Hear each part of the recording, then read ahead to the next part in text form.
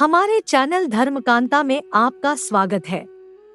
आज के एपिसोड में हम हिंदू पौराणिक कथाओं की रोचक दुनिया में जाने की कोशिश करेंगे और देखेंगे कि रावण के मृत्यु के बाद क्या हुआ। रामायण महाकाव्य के दुष्ट विलक्षण विपक्षी रावण के बारे में कई पर्दों के पीछे गुप्तता और रहस्य है। इस प्रसिद्ध पात्र के भाग्य के कुछ कम जाने जाने वाले पहलुओं को हम खोजेंगे। चलिए शुरू करते हैं। रावण की मृत्यु के बाद के हालातों पर चर्चा करने से पहले हम थोड़ी सी जल्दी में रामायण की कथा का संज्ञान कर लेते हैं। रावण लंका के शक्तिशाली राक्षस राजा, 10 सिरों वाला, अत्यधिक शक्ति और काले कलाओं पर अधिकार रखने वाले थे।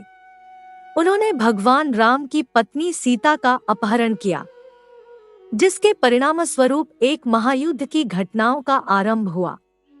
रावण और भगवान राम के बीच लड़ाई एक कठोर सामरिक मुठभेड़ में समाप्त हुई, जहां पर राम अंततः विजयी सामने आए।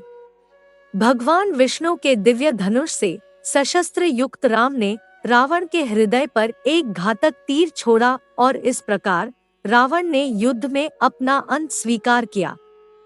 लेकिन रावण की मृत्यु के बाद उनकी आत्मा के साथ क्या हुआ? रोचक बात यह है कि रावण के कर्म यद्यपि दुष्टतापूर्ण कहे गए, उनकी महिमा से वंचित नहीं रहा जा सकता। हिंदू पौराणिक कथाओं के अनुसार रावण भगवान शिव के प्रशंसक और मुख्य देवताओं में से एक थे। रावण की भक्ति और संगीत तथा वेदों की अद्भुत ज्ञान ने उन्हें इतिहास में एक अद्वितीय स्थान दिया।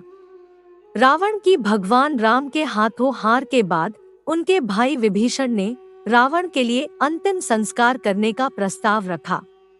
विभीषण एक धर्मनिष्ठ और दयालु व्यक्ति होने के कारण यह मानते थे कि हर आत्मा को उनके अतीत के कर्मों के बावजूद एक योग्य विदाई का अधिकार होता है।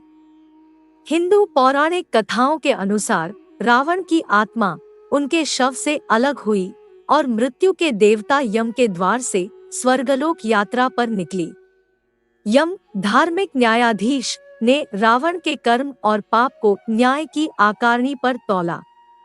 यह माना जाता है कि अपने कई अपराधों के बावजूद रावण में अत्यधिक ज्ञान और भगवान शिव के प्रति आराध्यता थी। कहा जाता है कि भगवान शिव ने खुद रावण के मुकदमे में हस्तक्षेप किया। शिव पुराण में भगवान शिव को समर्पित एक प्राचीन पाठ में रावण के मुकदमे के दौरान भगवान शिव द्वारा एक वरदान प्रदान करने का उल्लेख है। रावण अपनी अवगुणों के बावजूद भगवान शिव के एक उत्कट भक्त के रूप में देखा जाता था और भगवान ने उनकी भक्ति को सम्मानित करने का निर्णय लिया। शिव पुराण के अनुसार भगवान शिव यम से कहते हैं, हे यमराज, यह विश्रवा ऋषि का पुत्र वास्तव में एक उत्कृष्ट व्यक्ति है, मेरा एक महान भक्त और तीनों लोकों का विजेता है। उसे छोड़ दो और उसकी दिव्य महिमा को पुनः स्थापित करो। भगवान शिव की कृपा प्राप्ति के बाद रावण की आत्मा को जन्म और मृत्यु के चक्र से मुक्ति प्राप्त हुई।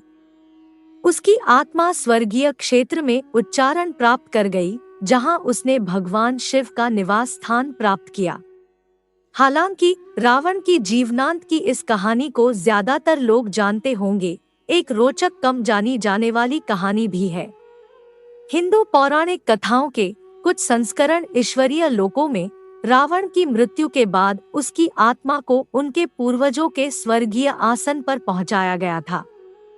यहाँ उसे उसके पूर्वजों से मिलाया गया, जो उसे खुले आंगनों में स्वागत करते थे। इस वैकल्पिक कथानुसार रावण की आत्मा आत्मविचार और पश्चाताप के माध्यम से परिवर्तित हुई।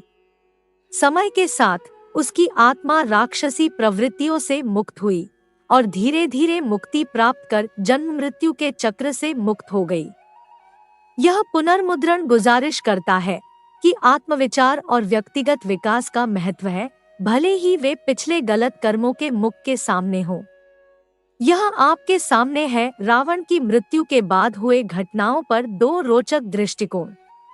चाहे रावण की आत्मा भगवान शिव के प्रति भक्ति के कारण स्वर्गीय क्षेत्र में उच्चारण प्राप्त कर गई हो, या मुक्ति की ओर बदलावशील यात्रा करते हुए की गई हो, रावण की कथा आज भी दर्शकों को मोहित करती है।